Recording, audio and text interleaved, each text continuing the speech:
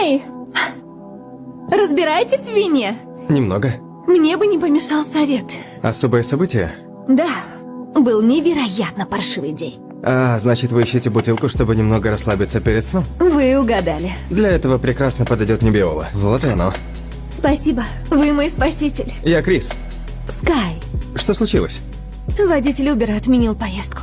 Я на машине. Подвезти? Я живу тут рядом. Можем поехать ко мне, посидим. Это дом твоих родителей? Нет.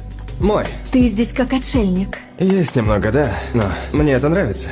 За внезапные встречи. За внезапные встречи. Итак, чем ты занимаешься? Вообще-то я на пенсии.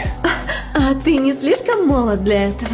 На первом курсе MIT я получил наследство, занялся мобильными приложениями, играми, банкингом. Google Play сделал мне предложение, от которого я не смог отказаться, и теперь пытаюсь понять, что делать оставшуюся жизнь.